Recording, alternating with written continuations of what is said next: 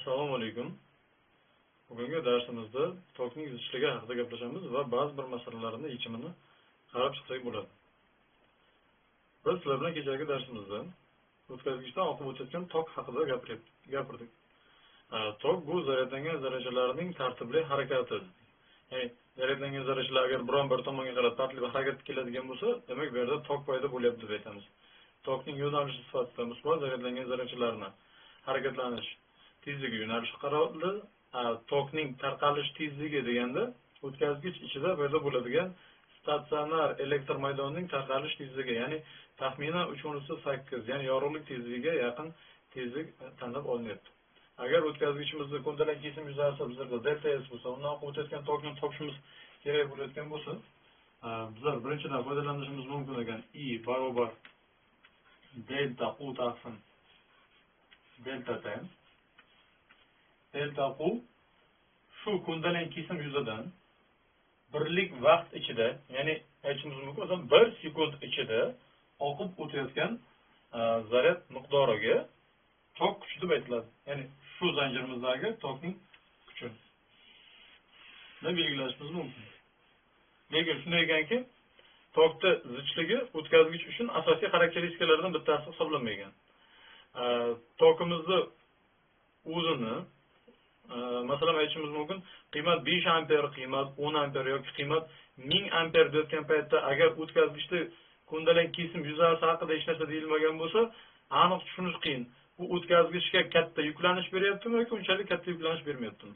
Masalan, mana bu o'tkazgichimizda ko'ndalang kesim yuzasi juda katta bo'ladigan bo'lsa va undan 1 amper tok o'tkazamiz deb oladigan bo'lsak, bu yerda o'tkazgich deyarli yuklanmaydi. Agar deyarli yuklanmayotgan bo'lsa, bunday qalin o'tkazgich deyarli kerak emas bo'lishi mumkin. Agar sim juda ingichka bo'ladigan bo'lsa, hattoki o'sha 1 amper tokimiz ham biz yuklanish hosil qiladi. Yuklanish deganimiz nima? Biz aytyapmiz, elektr toki bu zaryadlangan zarrachalarni harakati deyapmiz. Ma'lum bir tarafga qarab. Demak, o'tkazgichimizda elektr tokini hosil qilishimiz uchun ma'lum bir maydon hosil qilamiz. Uni uchlarida, ya'ni bir tarafga plyus, bir tarafga minus. Natijada bu yerdagi zaryadlangan zarrachalar tezlanish bilan harakat qilish boshlaydi.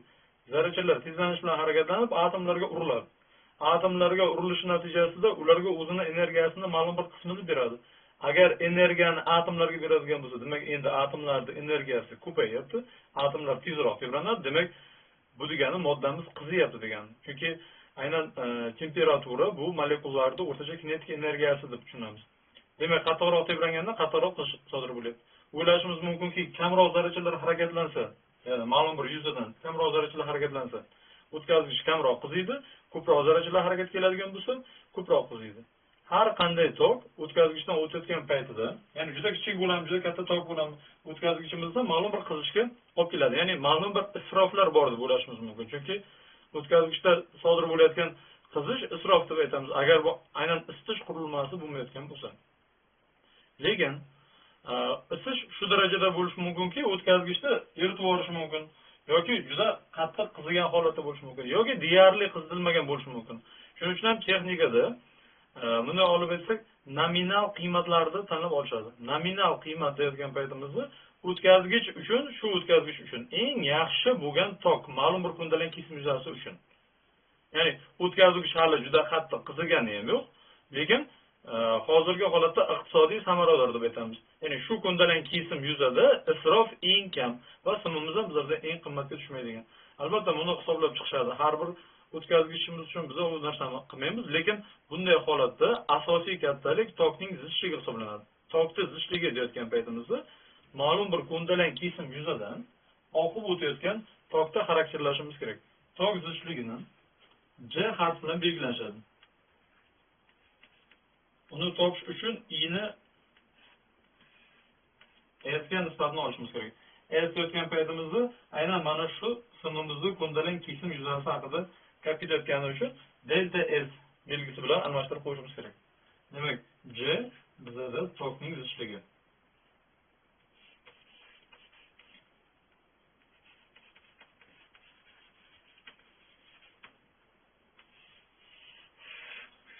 Tok zichligi uchun birdan birlik kiritib qo'yadigan bo'lsak, tok zichligi 1 amper taqsim metr kvadratiga. Bu birlik juda ham katta hisoblanadi, chunki agar tasavvur qiladigan bo'lsak 1 metr kvadrat undan kesim yuzaga ega bo'lgan katta mana bunday o'tkazgichimizni ichidan 1 amper tok o'tkazayapmiz deymiz. Odatda masalan texnikada ruxsat berilgan qiymatlar alyuminiy uchun aytiladi 1,5 amper millimetr kvadratiga deydi. Ya'ni 1 millimetr kvadratli biron bir simcha oladigan bo'lsa kichkinagina, undan 1,5 amperlar atrofida tok o'tkazishimiz mumkin. Demak, Jni qiymati har xil o'tkazgichlar uchun, ya'ni tok tizishligi har xil o'tkazgichlar uchun jadval ma'lumotlarida berilgan bo'ladi. Ya'ni iqtisodiy samarador qiymatlar. Bu cheklov emas, lekin eng yaxshi holatda ekspluatatsiya qilish uchun simimizni Jni qiymatlariga albatta qarab olishimiz kerak, jadvalda beriladigan. Jni o'zgartirib ham yozishimiz mumkin. Tepadagi formula bilan agar almashtiradigan bo'lsak, unda tok zichlligimizning formulasi teng bo'lib qoladi. Delta Q taqsim delta T delta S ko'rinishda yozishimiz mumkin. Demak, bu yozilgan formulamizni ma'nosiga qaraydigan bo'lsak, o'tkazgichda ko'ndalang kesim yuzasidan, ya'ni birlik yuzasidan deb oladigan bo'lsak, bu 1 bo'lib ketadi. Birlik vaqt ichida oqib o'tayotgan zaryad miqdori. Ya'ni mana bu simimizni ko'ndalang kesim yuzasidan 1 sekund ichida, agar bir bo'lsa, bu ham 1 bo'lsa, 1 kulon zaryad oqib o'tadigan bo'lsa, tokning zichligi 1 amper taqsim metr kvadratiga deb hisoblashimiz mumkin ekan. Lekin bu formulani faqatgina kattakon o'tkazgichlar uchun emas, har qanday shakldagi o'tkazgich uchun o'z aslida ishlatish mumkin ekan. Shunday shartlar borki, agar bizlarda o'tkazgich ichidagi statsionar elektr maydonining yo'nalishi ko'rsatilgan bo'lsa, uni istalgan nuqtasi uchun, ya'ni mana shu nuqtadagi tok zichligi haqida ham gaplashsa bo'ladi. Mana bu nuqtadagi tok zichligi haqida gapirsa ham bo'ladi, mana bu nuqtadagi tokning zichligi, ya'ni o'sha joyda tok qancha oqib o'tayotganligini xarakterlash mumkin. Uning uchun quyidagicha ta'rif kiritamiz. Bu tok zichligining asosiy ta'rifi. O'tkazgich ichida, ya'ni tok oqayotgan biron bir moddamiz ichida elektr maydonga tik ravishda joylashgan, mana elektr maydonimiz bizda, unga tik ravishda joylashgan yuzani agar ko'rsatadigan bo'lsak, mana taxminan. Endi biz o'zimiz deb turibdi. O'tkazgich ichida elektr maydonga tik ravishda joylashgan birlik yuzadan birlik vaqt ichida oqib o'tadigan zaryad qiymatiga teng bo'lgan fizik vektor kattalikka tok zichligi deyiladi. Ya'ni tok zichligi bizlarda vektor kattalik hisoblanadi. To'g'ri, bu formulamizda ichida hech qanaqa vektorligi yo'q, lekin bizlar hozir ta'rifda o'zida aytib ketdik, elektr maydon qutiliqlariga tek ravishda joylashgan deb aytib ketyapmiz. Vektorligini tushunishimiz uchun 3-formulamizni ham kiritib olishimiz mumkin. Kechagi darsda tok kuchi uchun I teng Y N V tartibli harakatlanish tezligi ko'paytirilgan S ko'rinishidagi formulani ishlatdik. Bunda agar tokni yuzaga nisbatini oladigan bo'lsak, bundan tokning zichligi aynan shu ko'ndalang kesim uchun Y N elektronlarda konsentratsiyasini yozishimiz kerak va tartibli harakatlanish tezligi deymiz. Demak, tok zichligimizning yo'nalishi bu formuladan yaxshiroq ko'rinadi bizlarda. Tezlik qayerga bo'lsa, ya'ni tartibli harakatlanish tezligi qayerga bo'ladigan bo'lsa, o'z-o'zidan tok zichligi ham aynan shu tarafga yo'nalgan bo'ladi.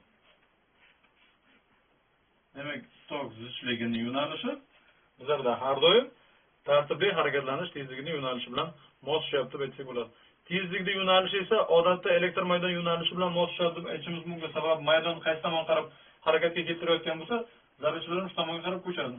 Shuning uchun juda ko'pchilik holatlarda elektr maydon yo'nalishi bilan tokni zichligining yo'nalishi ham mos tushadi deb qarashimiz mumkin. Bu albatta klassik nuqtai nazardan qarab chiqadigan bo'lsak formulalarimizni. Endi tok kuchi va tok zichligiga doir ba'zi bir masalalarni yechimiga qarasak bo'ladi.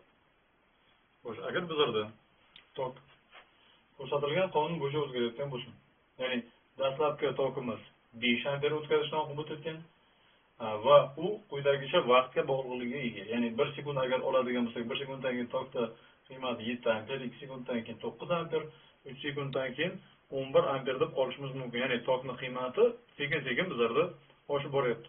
Bu o'zgaruvchan tok hisoblanadi. O'zgaruvchan tokni biz qaraganimiz yo'q. O'zgarmas tok uchun oqib o'tayotgan zaryad qiymatlarini hisoblashni bilamiz. Lekin bu yerda ham bir usuldan foydalanish mumkin ekan. Agar grafikini chizib oladigan bo'lsak, tokni vaqtga bog'liqligini uni ostidagi yuza orqali zaryadni hisoblash mumkin. Ya'ni hozir bizlar tok kuchini vaqtga bog'lanish grafikini chizamiz.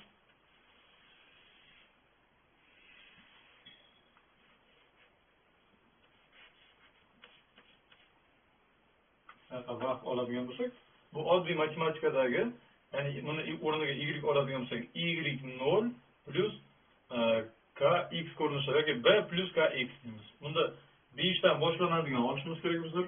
5. Mana 5 ampere tok boshda. Xo'sh. Va x sekund dastlabki 2 sekundda deb aytyapti. Albatta, mana shu savol joyiga ham e'tibor qilish kerak savolda. Dastlabki deyish mumkin yoki 3-sekunddan 5-sekundgacha bo'lgan oraliqdagi deb aytishimiz mumkin. Ya'ni dastlab 3 sekunddan keyingi tokni topib olishimiz kerak, keyin yana 5 sekunddan keyingi tokni topishimiz kerak. Shunday usullar bilan ham ishlashimiz mumkin. Bu to'g'ri chiziqli bog'lanish bo'lishi kerak edi. Agar x sekund oladigan bo'lsak, bizlarga x sekund vaqt kerak dastlabki. Bunda 9 amper tok paydo bo'ladi. Ekran kechish nuqtasini olsak. Mana nuqta. Demak, grafikimiz mana orasida tutash kerak. O'z ketadi bak. Xo'sh, oqib o'tayotgan zaryadni qiymatini topishimiz uchun bizlar eslab olishimiz kerak. Bu delta Q teng I ko'paytirilgan delta T. Ya'ni tok kuchini vaqtga ko'paytmasi. Lekin mana bu yuzamizda agar bizlar mayda to'rt burchaklarga bo'lib chiqadigan bo'lsak, har bir oraliqda oqib o'tadigan zaryadni topishimiz mumkin ekan. Umumiy holatda har doim tok kuchi bilan vaqt grafiki berilgan bo'lsa, mana shunday uni ostidagi yuza, ya'ni T o'qi bilan grafik chegaralangan soha oqib o'tayotgan zaryadni qiymatini beradi. Bunda bizlarda hozir trapeza paydo bo'lyapti. Trapezamizni topishimiz uchun delta Q teng. Xo'sh, bu dastlabki tokimiz 5. Ya'ni bu o'zasi trapezaning kichik asosi mana bu esa katta asosi deb olamiz. 9 taqsim 2 ko'paytirilgan, ya'ni 2 deymiz. Xo'sh, bu yerda bir narsaga e'tibor qilish kerak. Bolalar juda ko'pchilik holatlarda xato qo'yib yuboradi. O'rtacha tok tushunchasini ishlatishadi. To'g'ri, aynan mana shu holatimizda o'rtacha tokni ishlatishimiz mumkin, sababi tok bizda chiziqli ravishda oshadi. Lekin o'rtacha tokni barcha holatda ham ishlatib bo'lmaydi. Aynan chiziqli bog'lanishga ega bo'lgan holatlarda o'rtacha tok ishlatish mumkin. Masalan, mana bu hozir xuddi o'rtacha tok topganday bo'lamiz. Dastlabki tokimiz 5, oxirgi tokimiz 9 bo'ladigan bo'lsa, ikkovini qo'shsak 14, 14 taqsim 2, 7, xuddi 7 amper tok oqib o'tyapti 2 sekund ichida. Unda uni qisqartirishimiz natijasida bizda 14 to'lon zaryad oqib o'tganligini hisoblab topish mumkin. Har doim deyarli ishlatish mumkin. Bu o'rtacha tokda, lekin kvadratli, kubli bo'lgan holatlarda bu noto'g'ri natija beradi. Asosiy eslab qolish kerak bo'lgan narsa, tokni vaqtga bog'lanish ostidagi grafik bizlarda har doim o'tkazgichdan qancha zaryad oqib o'tayotganligini bergan. Xo'sh, keyingi masalaga ham qarasak bo'ladi.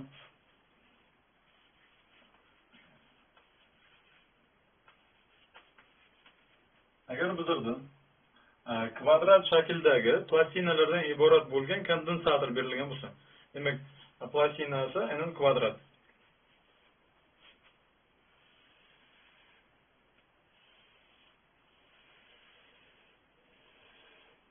Yonboshdan ko'rinishini chizyapmiz hozir.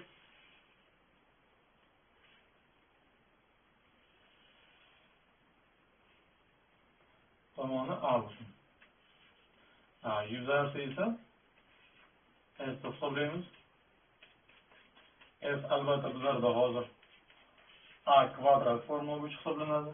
Qoplamalarning orasidagi masofani D deb yozib olishimiz mumkin dedi. Xo'sh, agar kondensatorlardan bitta qoplamasini deb pastga V tezlik bilan harakatlantiradigan bo'lsak deb. Masalan, mana bu qoplamamizni pastga V tezlik bilan harakatlantirishni boshlasak, kondensator va manbani ulovchi manbani quyidagicha tasvirlashimiz mumkin. Shunlardan deydi, qancha tok oqib o'tadi. Manbaning kuchlanishi U ga teng deb hisoblashimiz kerak deymiz. Xo'sh, agar biz qoplamalardan birontasini pastga qarab harakat keltiradigan bo'lsak, u bir-birini qoplaydigan yuzasi kamayishni boshlaydi. Agar yuza kamayishni boshlasa, demak o'z-o'zidan kondensatorimizni sig'imi ham bizda kamayadi. Kondensator sig'imini formulasini agar qaraydigan bo'lsak, sig'im teng epsilon 0 s taqsim, ya'ni bu s 0 sig'im deb olishimiz mumkin. D ko'rinishdagi formuladan foydalanish mumkin. Lekin sig'imimiz bizda vaqt o'tishi bilan o'zgarib boradi. Ya'ni keyingi sig'imimizni topish kerak bo'layotgan bo'lsa, ma'lum bir vaqtdan keyingi s teng epsilon 0 s yuzadan, agar ma'lum bir masofaga siljisa, yuza qanchaga kamayadi? V tezlik bilan t masofaga siljishga ulgursa, minus v t mana bu masofasi bu qolyapti bizlarga yana eni a. V t a ko'rinishdagi formula. Taqsim D. Demak, kondensatorning sig'imi qanchaga o'zgarganligini hisoblab topishimiz mumkin bu yerda. Kondensatorning sig'imi delta S buni yozamiz. Dastlabkisida ya'ni S0 dan S ni ayirmasi bo'ladi. Agar bularni alohida yozib chiqadigan bo'lsak, mana bu qismlari ikkovidan ham qisqartirib bo'lgan paytimizda, ayirgan paytimizda delta S teng qoladi epsilon 0 v a taqsim D ko'rinishidagi formula o'zida. Xo'sh, demak, kondensatorda sig'imi ma'lum bir t vaqt ichida shunchaga o'zgaradi qolamiz.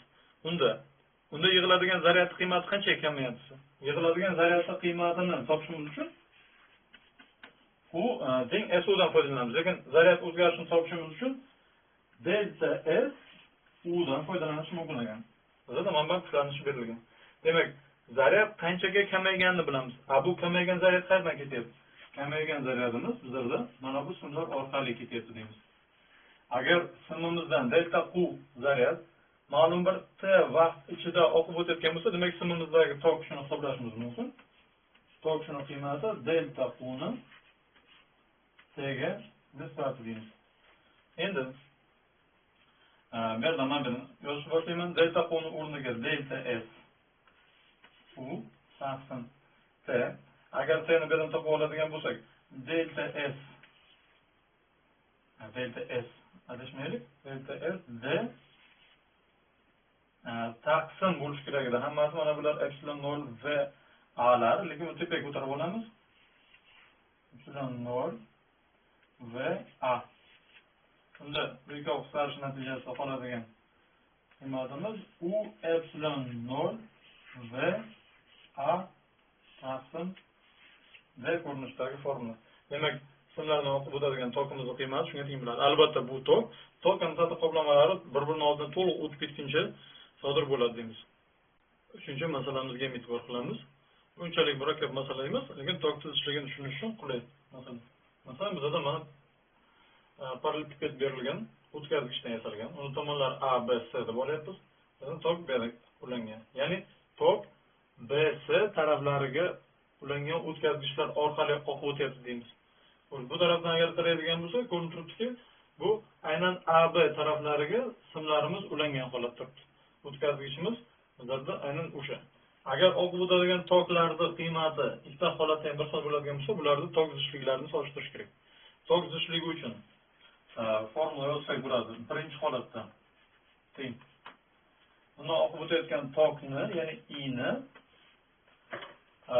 yuzaga nisbati, kundalik kesim yuza sifatida aynan bu holatda BC ni olishimiz mumkin. Shuning uchun birdaniga B ko'paytirilgan C deb ishlatamiz.